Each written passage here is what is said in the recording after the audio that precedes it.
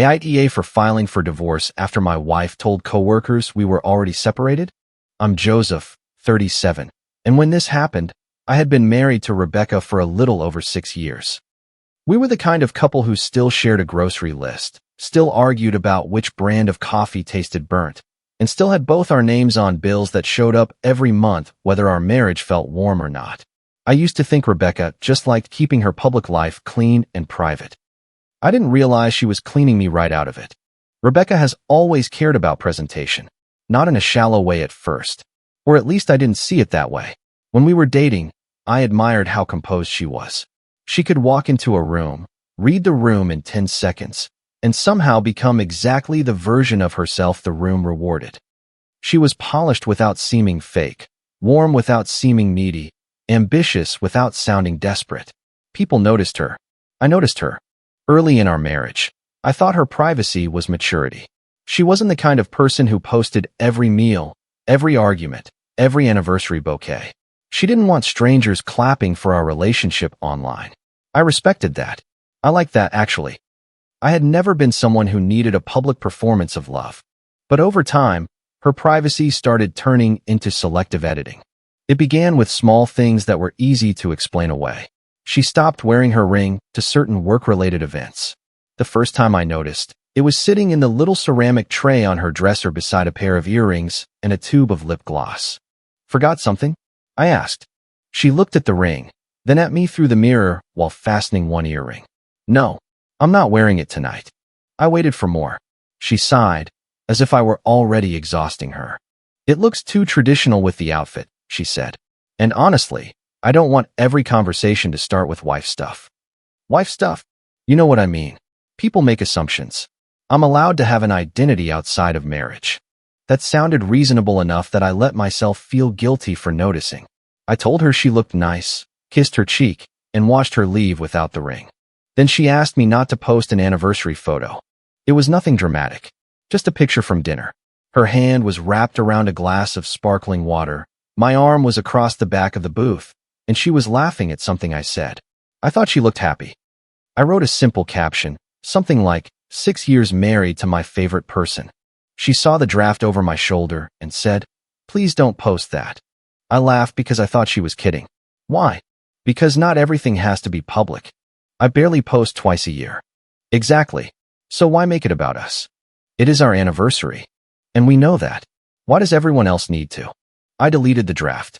She thanked me in that soft, relieved voice people use when they think you finally understood a lesson they shouldn't have had to teach you. Another time, at a casual event connected to her work, someone shook my hand and said, "So you're Rebecca's friend?" I smiled, waiting for her to correct him. She didn't. She gave this light laugh and said, "He's close to me." Close to me. I remember standing there with a paper plate in one hand, a napkin wrapped around a plastic fork, feeling like I had been moved one square sideways on a board game I didn't know we were playing. On the drive home, I said, "Why didn't you just say I'm your husband?" She kept her eyes on the road. "Because that guy tells everyone everything. I don't need my personal life circulating. I'm not asking you to hand him our tax returns. I'm asking not to be downgraded to a friend. You're making this about ownership." That was one of Rebecca's favorite moves. She could take a basic boundary and wrap it in language that made you sound small for having it. If I asked why a man named Adrian was texting her at 11:40 at night, I was monitoring her. If I asked why she needed to go out of town for a weekend she had originally described as a quiet reset, I was punishing her for having independence. If I asked whether she had told people we were having problems, I was obsessed with controlling the narrative. For a long time, I backed off because I didn't want to become the jealous husband. I didn't want to be the guy who checked phones, counted drinks, or demanded explanations for every smile. And to be fair, our marriage wasn't perfect. I shut down when conversations turned into trials. Rebecca could talk circles around me, and instead of fighting for the point, sometimes I just went quiet. I can admit that silence became my shield. But distance is not permission to rewrite a marriage. The name Adrian started appearing more often about 8 months before the open house. Rebecca would mention him casually at first. "Adrian said this. Adrian thinks that. Adrian knows someone who can help with the relocation process. Adrian says I need to be more visible." Then the mentions stopped, which somehow made him feel more present. Her phone would light up while we were watching TV, and she would smile before turning the screen over. She started taking calls in the laundry room or stepping onto the back patio because the kitchen echoes. One Saturday morning, her phone buzzed on the counter while she was making coffee. I wasn't trying to look. It was right beside the coffee filters, screen facing up. "Adrian, still free this weekend?" I stared at it for maybe 2 seconds before she grabbed the phone. "Why does he think you're available Saturday?" I asked. "Because adults make plans without asking permission." I didn't ask for permission. I asked what he means by free. She rolled her eyes and poured coffee into her mug. "He talks like that to everyone." "Does he think you're married?" That made her pause. Then she gave me a tired smile. "You hear yourself, right?" I did hear myself. That was the problem. I sounded insecure, and Rebecca knew that word had power over me. So I dropped it. I apologized later, not because I was wrong to ask, but because I wanted peace more than clarity. That was a mistake I kept making until peace started costing me my own shape in the room. The invitation to her office open house came out of nowhere. Rebecca had spent months keeping me away from anything connected to her public life. Then one Thursday evening, while we were putting away groceries, she said, "There's an open house tomorrow. Clients, staff, some partners will be stopping by. You can come if you want." I was holding a carton of eggs. "You want me there?" "Don't make it weird." "I'm not. I'm surprised. It matters that I show some stability." That sentence bothered me, but I didn't catch why until later. "Stability," I repeated. She slid a bag of spinach into the fridge. "Just don't be intense. It's a light networking thing. Name tags, snacks, small talk. Please don't corner anyone or bring up heavy marriage stuff." When have I ever done that? You don't have to say anything. Sometimes your silence makes people uncomfortable. I almost laughed. My silence had become the villain in our house. It could apparently embarrass her, accuse her, control her, and now make her coworkers uncomfortable. I should have told her then that I wasn't going. But part of me still wanted to be included. That's the honest answer. I wanted to believe she had invited me because she remembered I existed. The next night, I put on a button-down shirt and my wedding ring. Rebecca watched me from the doorway while smoothing the front of her jacket. "That shirt is fine," she said. "Glad it passed inspection." "Joseph, I'm kidding." "No, you're not. And tonight matters." "I know." She looked at my ring, then away. I noticed. I didn't say anything. The open house was in a bright office building with too much glass and those overhead lights that make everyone look like they haven't slept in a week. An A-frame sign near the entrance pointed guests toward the event space. Inside, there was a sign-in table with name tag stickers, branded pens, a bowl of mints, and a stack of glossy cards about some internal initiative I didn't understand or need to. We were still in the parking lot when Rebecca stopped walking. She turned toward me with a smile that didn't reach her eyes. Her voice dropped to a whisper. "Don't say you're my husband. People here think we separated." I stared at her. The lot lights hummed overhead. Somewhere behind us, a car door slammed. Rebecca kept smiling like we were discussing whether I should use the front entrance or the side door. "When did we separate?" I asked. She exhaled sharply. "Don't make this about us." "It is about us." "No, it's about one night where I need you to be normal." Normal means pretending I'm not married to you. Normal means not forcing strangers into private details. I looked down at my ring, then back at her. "You told them we separated." I said things were complicated. That is not the same sentence. "Joseph, please. People here understand my situation a certain way. It's not a legal statement." That phrase landed harder than anything else she had said. Legal statement. I hadn't said legal. I hadn't mentioned paperwork. I was standing in a parking lot being asked to play a stranger, and she was already defending herself from a category of trouble I hadn't named yet. I said, "Who thinks we're separated?" She glanced toward the entrance. "Not now. Rebecca, just be normal for once." Something in me went very still. Not calm. Still. There's a difference. Calm feels chosen. Stillness feels like your body has decided to stop wasting energy until your brain catches up. I walked inside with her. A younger woman at the sign-in table handed us name tag stickers and said, "Names." Rebecca wrote, "Rebecca," in neat black marker and stuck it to her jacket. I wrote, "Joseph," and pressed mine to my shirt. The woman looked between us. "And you're with?" Rebecca answered before I could. "He's someone close to me." The woman smiled politely. "Nice. Someone close to me." There it was again, but worse now. because this time it wasn't carelessness. It was policy. The room was full of people making polite small talk beside display tables and trays of appetizers. Little cups of hummus, skewers with cherry tomatoes and mozzarella, cookies nobody wanted to be the first to take. Rebecca moved through the space like she belonged there, shaking hands, touching elbows, and laughing in exactly the right places. I followed half a step behind until I realized that was where she wanted me.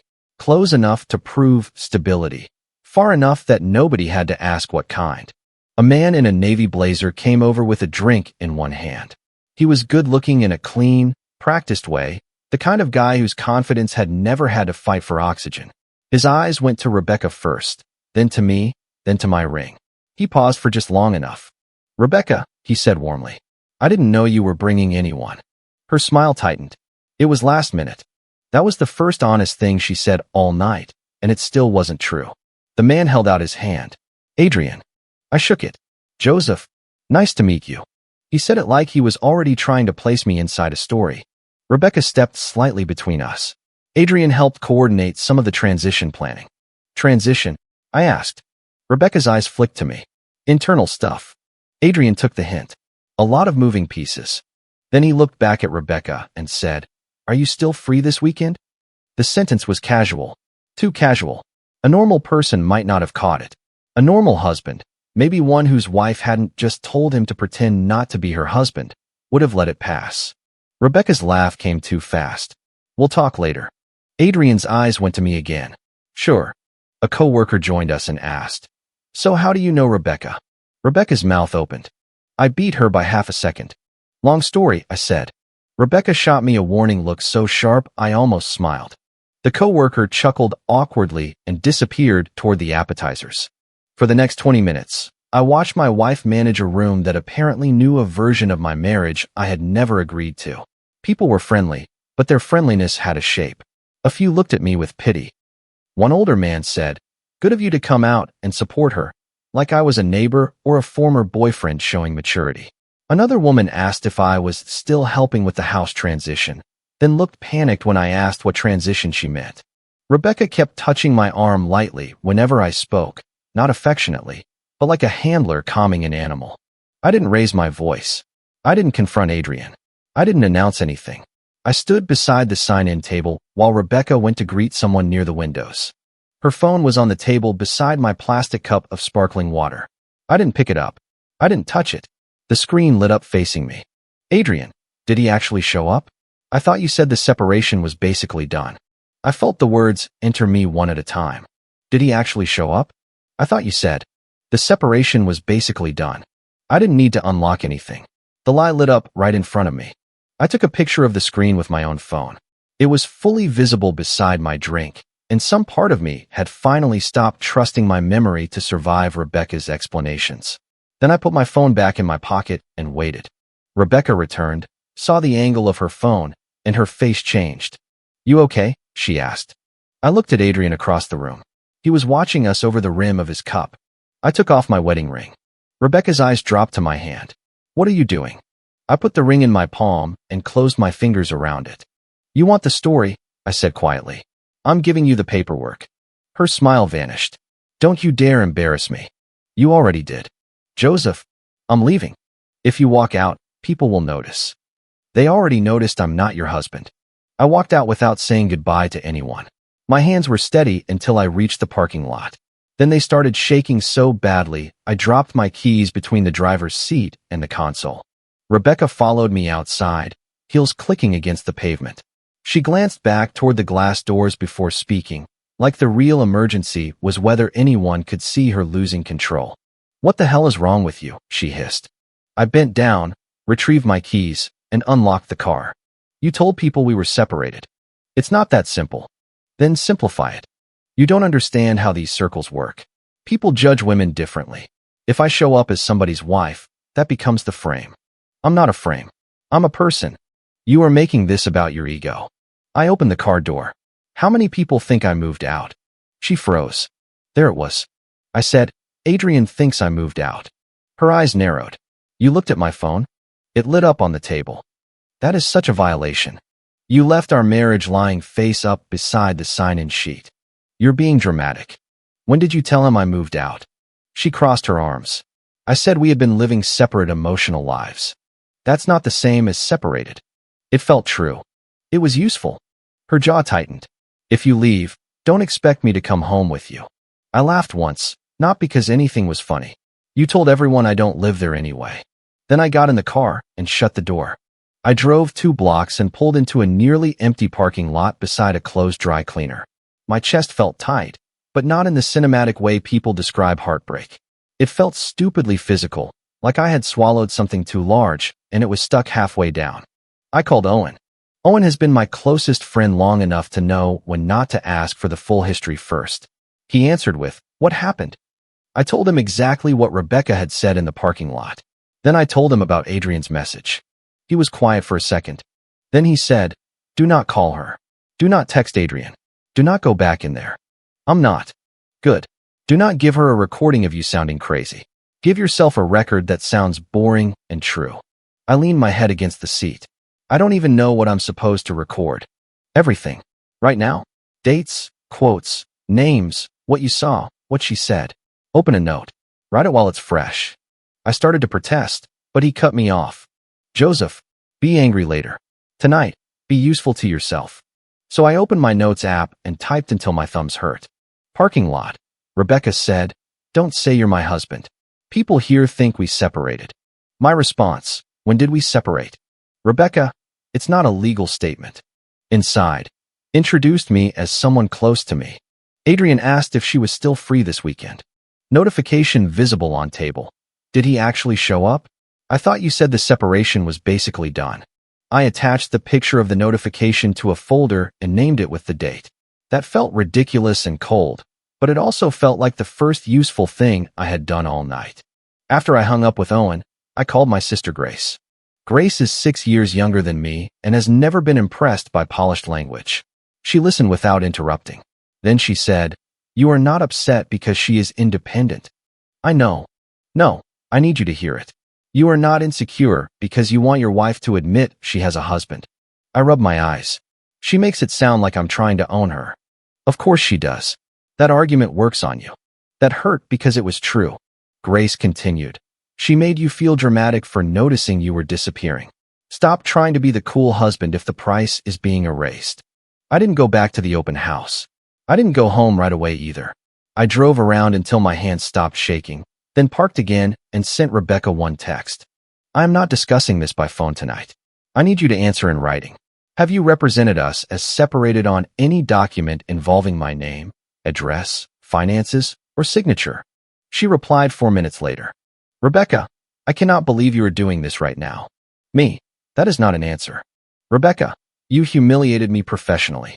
Me, have you represented us as separated on any document involving my name, address, finances, or signature? Rebecca, you are being controlling again. Me, that is still not an answer. Then I stopped responding. When I got home, Rebecca wasn't there. Her ring was in the ceramic tray again. Mine was in my pocket. The house looked normal, which made it worse. 2 mugs in the sink. A half-folded blanket on the couch. The grocery list still stuck to the refrigerator with coffee filters and dish soap, written in Rebecca's handwriting under my bananas. Normal objects can feel cruel after a night like that. They just sit there proving your life existed before the sentence that split it open. I slept maybe 2 hours. The next morning, I walked into the small room where we kept the shared computer, printer, and files. The screen was awake. Rebecca's account was still open from earlier that week. I did not click through her email. I did not search. I did not open anything. But an email preview banner sat in the corner of the screen from a woman named Lena. Please correct spousal status and relocation support form before Monday. Current submission has mismatched marital status and financial contact details. I stood there reading that single preview until the screen dimmed. That was the moment I stopped thinking this was just about Adrian. I took a picture of the visible preview. Then I closed the laptop without touching anything else. 10 minutes later, Rebecca came home wearing the same jacket from the open house. Her makeup faded around her eyes. She walked in like she was prepared for a fight she expected to win. We need to talk, she said. No, we need to write. Her face hardened. Excuse me. I asked a direct question last night. I am not putting our marriage into some legal trap because you had a jealous episode. You told people we separated. There's an email preview on the shared computer asking you to correct spousal status on a relocation form. Her expression flickered before she controlled it. It was fast, but I saw it. You were reading my email? No. The preview was visible when I walked in. You always have an excuse for invading my privacy. That's convenient. Do not turn this around. I'm not turning anything. I'm asking if my name is on paperwork that says we're separated. It's administrative wording. What does that mean? It means there are categories, Joseph. Forms are stupid. Did you list me as separated? I listed the situation the way it functionally is. We sleep in the same house. Not emotionally. Did you use my address? She looked away. Did you use my financial information?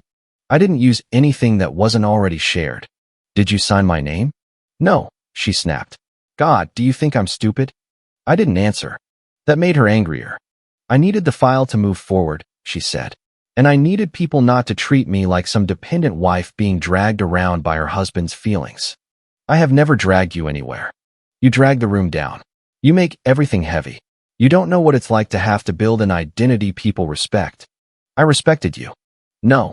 You tolerated me as long as I fit inside what you understood. There it was again. The big abstract language. The vocabulary where she got to be a woman fighting for identity, and I got to be an insecure obstacle.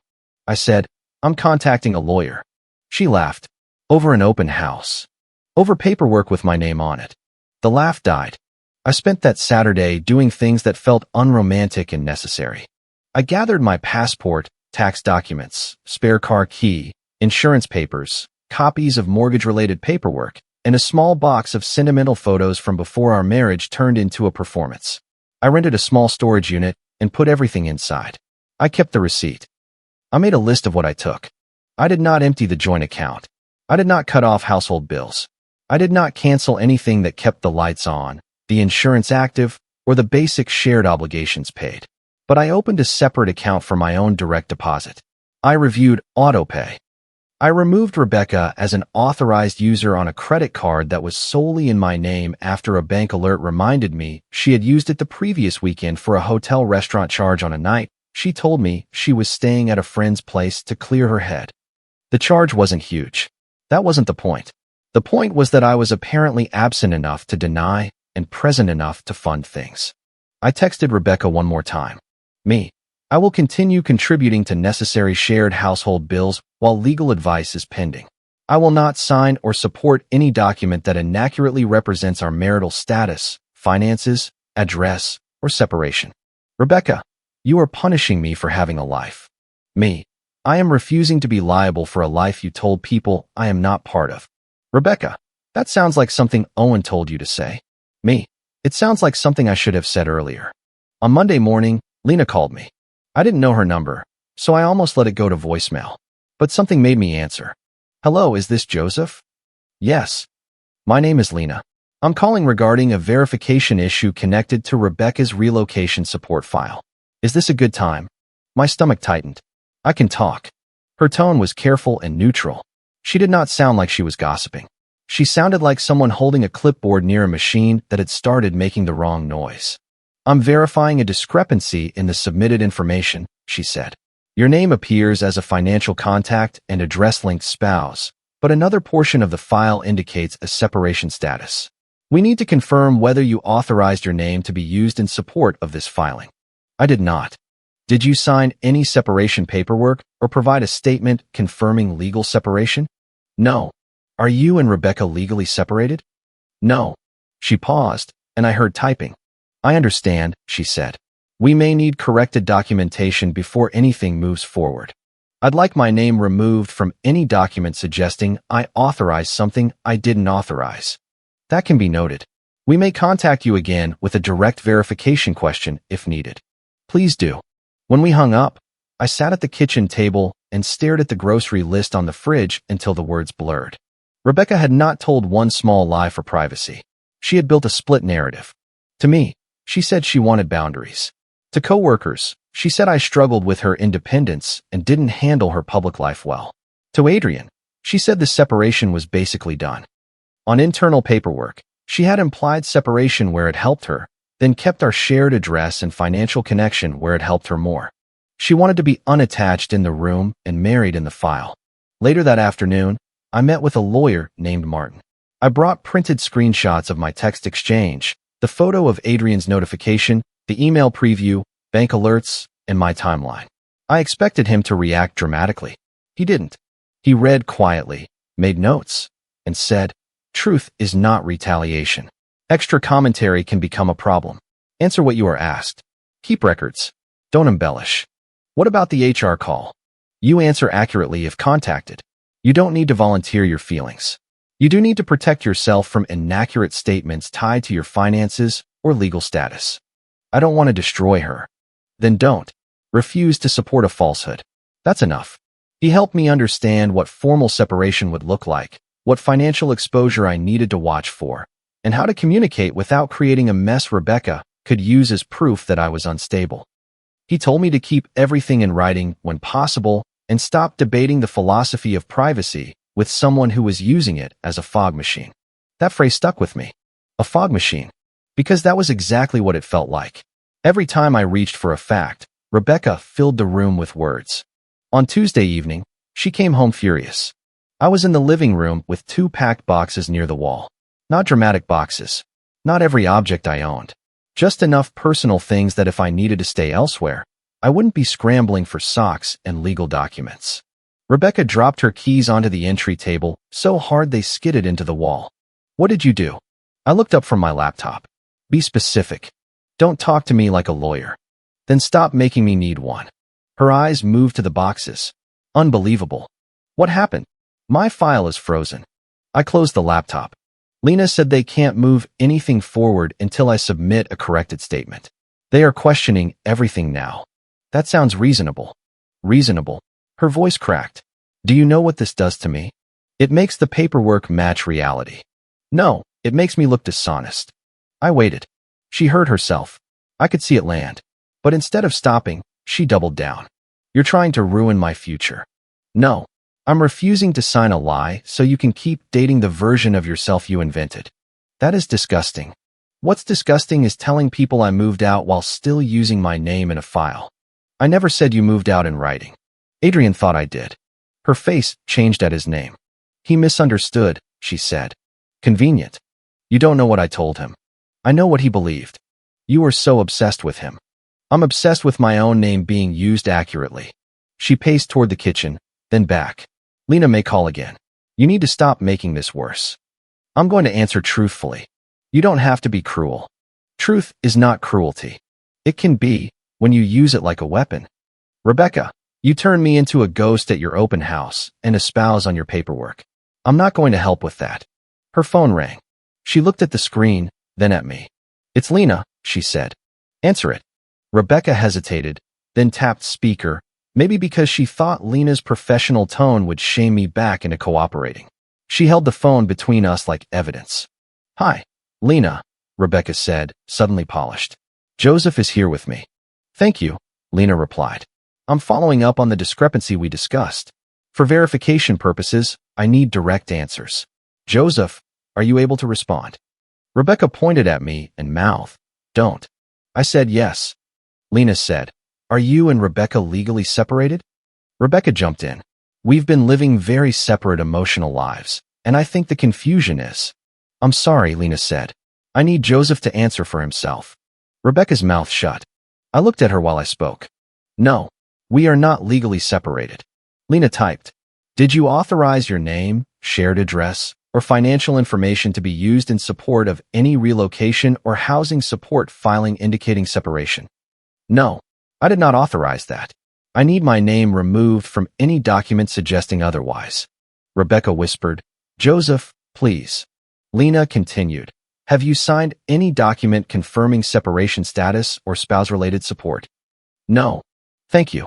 We will require corrected documentation and a supporting statement from Rebecca before any pending process continues." Rebecca grabbed the phone. "Lena, can we discuss this privately?" "I can discuss procedural requirements with you separately," Lena said. "But the verification response has been noted." The call ended. For a few seconds, neither of us moved. Then Rebecca's phone buzzed again. Her eyes dropped to the screen. Whatever she read drained the anger from her face and replaced it with something closer to panic. I didn't ask. I didn't have to. She turned the phone slightly while lowering it, and I saw the message. Adrian, you said he moved out. I'm not getting pulled into this. I almost felt sorry for her. Not because she deserved protection from the consequences, but because the room suddenly showed her exactly how little romance there had been in the risk. Adrian did not fight for her. He did not defend their connection. He protected himself. Honestly, I understood the instinct. Rebecca sat down on the edge of the couch like her knees had stopped working. He's overreacting, she said softly. Is he? You're enjoying this. No. You are. You wanted him gone. I wanted the truth to stop bending around you. She looked at me with wet eyes. I was lonely. That was the closest she had come to sounding human in days, and for 1 second, I felt the old reflex to comfort her. Then she added, You made it easy for people to believe.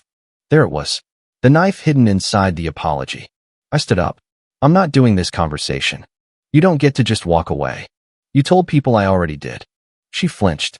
Over the next 2 weeks, the consequences were not explosive. There was no movie-style public downfall. No one screamed in a conference room.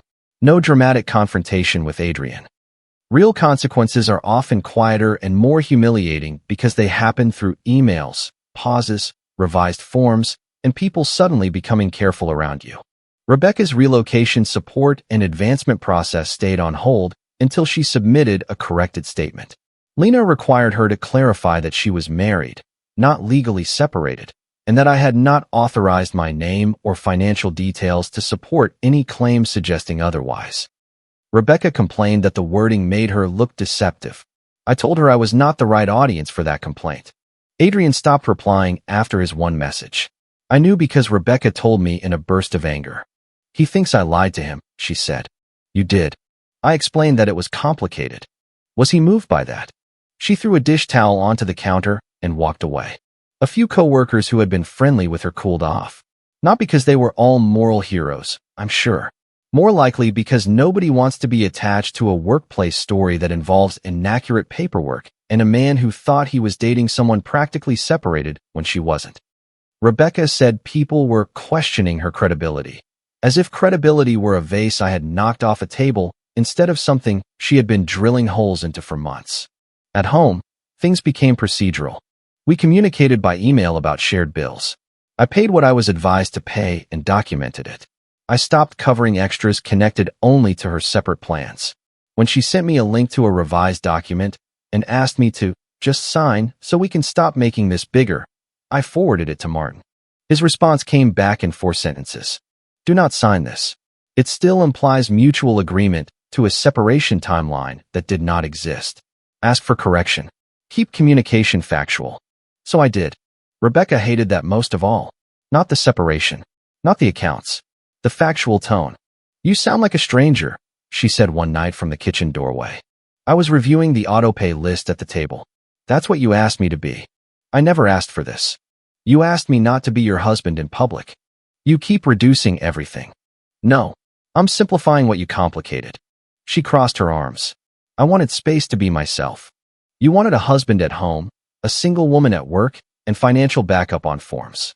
That is not space. That is fraud-adjacent chaos. Don't use words like that. Then don't create situations where they fit. She started crying then. I wish I could say it didn't affect me. It did. 6 years of marriage doesn't evaporate because you finally get angry enough to defend yourself. Part of me still saw the woman who used to dance barefoot in the kitchen while waiting for pasta water to boil. Part of me still remembered the first apartment, the cheap couch, the night we assembled a bookshelf backward and laughed until we gave up. But another part of me remembered standing under office lights while my wife introduced me as someone close to her. Both memories were true. Only one could guide what I did next. Grace came over one Saturday to help me move a few more things into storage. Rebecca was out. Grace picked up the ceramic tray from Rebecca's dresser, saw the ring inside, and set it down carefully. She always leaves it there, she asked. Only when it doesn't fit the story. Grace looked at me. How are you holding up? Like a man making spreadsheets about his own marriage. That's better than making excuses about it. We carried boxes to my car. One had old photo albums. Another had tools, winter coats, a few books, and the framed picture of my grandfather I had brought into the marriage. At the storage unit, I stood for a moment before closing the door. It wasn't much space. Just concrete, metal, and fluorescent light. But it contained proof that I could remove myself from a place without destroying it on the way out. Formal separation steps started the following week. Rebecca refused counseling. Not directly at first. She said she would consider it if I owned my role in humiliating her professionally. Then she said any counselor would probably tell me I had control issues. Then she said she couldn't sit in a room where I would perform victimhood. I said, okay. That made her angrier than arguing. Okay, she snapped. Yes. Okay. You're not even going to fight for this. I fought for it when I asked you to tell the truth. You called that control. You are ending 6 years because of a misunderstanding. No. I'm ending the part where I have to pretend a misunderstanding is what happened. Martin filed the first round of separation paperwork. It wasn't instant. It wasn't clean in the way people online pretend these things are clean. There were documents, disclosures, account statements, tense email chains, and a few ugly conversations about money. I lost comfort. I lost routine. I lost the future version of Rebecca I had been waiting for her to become again. But I also stopped apologizing for asking whether I existed. About 5 weeks after the open house, Rebecca tried one more time to soften the record. She forwarded a revised statement and wrote, Rebecca, this wording would help close the issue without making either of us look bad. Please sign. The statement said we had been living separate emotional lives for several months, and that any confusion around marital status came from mutual ambiguity during a difficult transition. I read it twice. Mutual ambiguity. That was the most Rebecca phrase I had ever seen. It made lying sound like weather. I replied, Me. I will not sign this. We were not legally separated. I did not agree to be represented as separated. I did not authorize my name or financial information to support any filing saying otherwise. Send corrected paperwork through counsel. She called me 11 times. I didn't answer.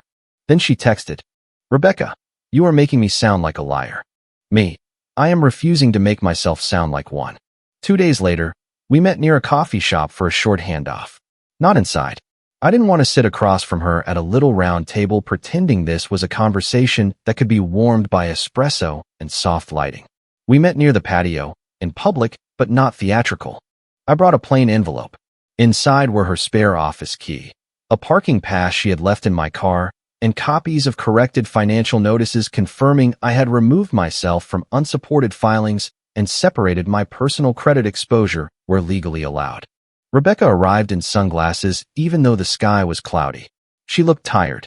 For a moment, I saw how much effort it had taken for her to hold every version of her life apart. The wife at home, the independent woman at work, the almost separated woman with Adrian. The paperwork spouse when she needed support. That kind of lie must be exhausting. I handed her the envelope.